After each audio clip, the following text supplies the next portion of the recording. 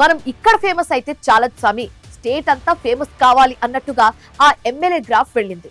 రాష్ట్ర వ్యాప్తంగా ఉన్న 175 ఎమ్మెల్యేలో కేవలం కొద్దిమంది మాత్రమే అందరికీ తెలుసు. కానీ ఈయన మాత్రం మొదటిసారి గెలిచిన నిత్యం వివాదాలు సమస్యలతో నియోజకవర్గం పేరు చెబితే చాలు ఆయనేనా ఎమ్మెల్యే అని అందరూ అడిగే స్టేజ్ కి ఎదిగిపోయారు. ఒక్కసారి మనపై విసిరి రాళ్లు భవిష్యత్తుకు పునాది రాళ్లు అవుతూ ఉంటాయని చెబుతుంటారు. ఇప్పుడు అలాగే ఆయనకు వ్యతిరేకంగా వస్తున్న ప్రతి దాన్ని ఎదుర్కొంటూ ఒక ట్రబుల్ షూటర్ గా మారిపోయారు. ఇంతకీ షార్ట్ టైంలో ఫేమ్ అయిన ఆ ఎమ్మెల్యే ఎవరు? ఆయన్ని అంతలా ఫేమస్ చేసిందెవరు? ఈ స్టోరీలో ట్రాక్ చేద్దాం. రాజకీయాలలో వివాదాలు, ఆరోపణలు, కుట్రలు అత్యంత సహజం. కొన్నిసార్లు కీర్తి కూడా లభిస్తుంది. కానీ అవన్నీ ఒక్కోసారి ఒక్కోలా ఎదురవుతూ ఉంటాయి. అయితే అనంతపురం అర్బన్ ఎమ్మెల్యే దగ్గుపాటి ప్రసాద్ విషయంలో మాత్రం అవి నిత్యం ఆయన చుట్టూ తిరుగుతూనే ఉన్నాయి. మొదటిసారి ఎమ్మెల్యే అయిన ఆయనకు మొదటి నుంచి అవి చుట్టూ బల్లెల్లా గుచ్చుతూనే ఉన్నాయి. వాస్తవంగా ఏపీలోని చాలామంది ఎమ్మెల్యేలపై గత 2 ఏళ్లుగా వివాదాలు వస్తూనే ఉన్నాయి. అయితే అవి కొన్ని రోజులు మాత్రమే ఇబ్బంది పడతాయి. పరిస్థితులు మళ్ళీ చక్కదిద్దుకుంటున్నాయి. కానీ అనంతపురం అర్బన్ ఎమ్మెల్యే దగ్గుపాటి విషయం మాత్రం అందుకు భిన్నంగా సాగుతుంది. ఆయన టికెట్ సాధించిన రోజు నుంచి నేటి వరకు చుట్టూ ఏదో ఒక వివాదం రగులుతూనే ఉంది. రాప్తాడు మండలం బండమీదపల్లి గ్రామానికి చెందిన దగ్గుపాటికి అనూహ్యంగా గడిచిన సార్వత్రిక ఎన్నికల్లో అర్బన్ ఎమ్మెల్యే టికెట్ వచ్చింది. అయితే అప్పటికే టికెట్ రేసులో ఉన్న మాజీ ఎమ్మెల్యే ప్రభాకర్ చౌదరితో పాటు మరికొందరు ఆయన్ని వ్యతిరేకించారు. అక్కడి నుంచే దగ్గుపాటి ముళ్లబాట ప్రారంభమైంది. అయితే ఎన్నికల్లో కూటమి వేవ్తో పాటు ఆయన పెట్టిన ఎఫర్ట్స్ కొంతవరకు పనిచేసి అర్బన్ నియోజకవర్గంలో భారీ మెజారిటీతో విజయం సాధించారు.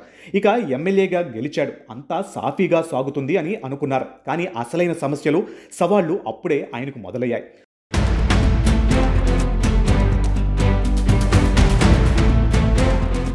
మొదటిసారి ఎమ్మెల్యే కావడంతో ఆయన అందరినీ నమ్మడం, అనుభవం లేని వారిని పక్కన పెట్టుకోవడంతో వివాదాలు మొదలయ్యాయి.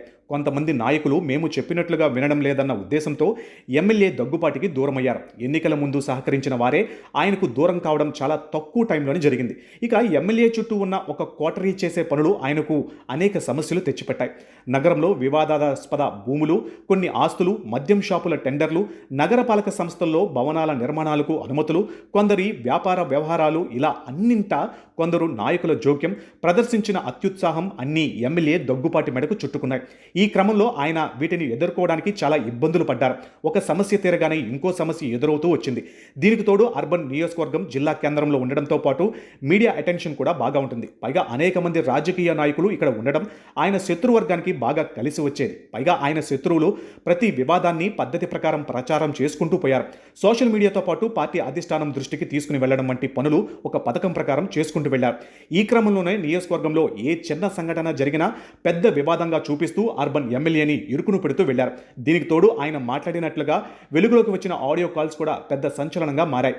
ఇవన్నీ ఎప్పటికప్పుడు అధిష్టానం దృష్టికి చాలామంది పంపించారు. ఏడాదిన్నర పాటు ఆయనకు కష్టాలు తప్పలేదు. అయితే దగ్గుపాటి వీటన్నింటినీ దాటుకుని రావడానికి చాలా కష్టపడాల్సి వచ్చింది. అధిష్టానం కూడా అర్బన్ నియోజకవర్గ విషయంలో అనేకసార్లు జోక్యం చేసుకుంది. అసలు అక్కడ ఏం జరుగుతుంది, ఎందుకు ఇన్ని ఫిర్యాదులు వస్తున్నాయి, ప్రతిసారి విమర్శలు, వివాదాలు ఎవరు సృష్టిస్తున్నారన్నవి పార్టీ పెద్దలు తెలుసుకున్నారు. మొదట్లో ఇవన్నీ దగ్గుపాటికి తగులుతున్న ఎదురు దెబ్బలు అని అంతా భావించారు. అయితే క్రమక్రమంగా ఈ వివాదాలకు పరిష్కారాలు లభించడం, కొంతమందిపై చర్యలు తీసుకోవడం అన్నీ కూడా ఆయనకు పాజిటివ్గా మారుతూ వచ్చాయి. ఎవరైతే ఎమ్మెల్యేకు సమస్యగా ఉన్నారో వారంతా దూరం కావడం ఆయనకు పెద్ద రిలీఫ్గా మారింది. అందుకే ఎమ్మెల్యే చుట్టూ ఉన్న వివాదాలు క్రమంగా తగ్గుతూ వచ్చాయి.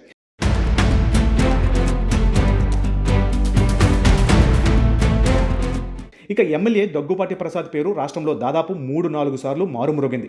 వివాదాల కారణంగా ఆయన పేరు బయటకు వచ్చినప్పటికీ అసలు ఆయన ఎవరు, ఎందుకు వివాదాస్పదం అవుతున్నారు అనే చర్చ కూడా జోరుగా జరిగింది. మరోవైపు ఇటీవల అరెస్ట్ అయిన యూట్యూబర్ ప్రశ్నారామన్ కూడా మొట్టమొదట టార్గెట్ చేసింది దగ్గుపాటినే. అయితే దాని వెనుక ఎవరున్నారనేది కూడా ఆలస్యంగా వెలుగులోకి వచ్చింది.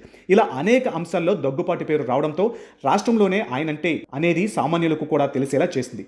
2 రాష్ట్రాలలో కూడా అనంతపురం పేరు చెబితే దగ్గుపాటి పేరు వినిపించేలా మారిపోయింది. ఇక అయితే గత 4-5 నెలలుగా దగ్గుపాటి వీటన్నింటి నుంచి తేరుకున్నారు. ఎక్కడ తప్పులు చేశాము, ఎక్కడ పొరపాట్లు జరుగుతున్నాయి, ఎక్కడ స్పందించాలి, ఎక్కడ స్పందించకూడదన్న అంశాల గురించి ఆయనకు క్లారిటీ వచ్చింది. ఇక కార్యకర్తల సమావేశంలో కూడా ఆయన చెప్పాల్సింది చాలా స్పష్టంగా చెబుతున్నారు. సమస్య ఉంటే మీకు ఎవరో తీర్చరు, దానికి నేను ఉన్నాను. మీరు ఎక్కడికి వెళ్ళి ఏ వివాదం సృష్టించినా చివరకు నా వద్దకు రావాల్సిందే. అలా చేయకుంటే నష్టపోయేది మీరేనన్నది చాలా సూటిగా చెబుతున్నారు. అదే సమయంలో లోకల్ బాడీ ఎన్నికలకు కూడా క్యాడర్ను సన్నద్ధం చేస్తున్నారు. ఆయన ప్రభుత్వం వివాదాల జోలికి వెళ్లకుండా సాఫ్ట్గా ముందుకు వెళుతున్నారు.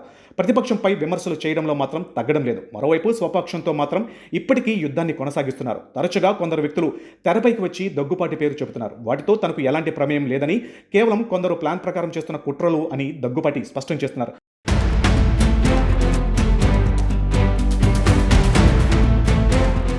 మొత్తానికి వివాదాలతో సావాసం చేస్తున్న దగ్గుపాటి రోజురోజుకు ట్రబుల్ షూటర్గా మారుతున్నారు. ఏ సమస్య వచ్చినా ఎదుర్కొంటానంటూ ధైర్యంగా చెబుతున్నారు. ఈ 2 ఏళ్లలో ఆయన నడిచిన ముళ్లబాటను ఇప్పుడు పూలబాటగా మార్చుకునేందుకు ప్రయత్నిస్తున్నారు.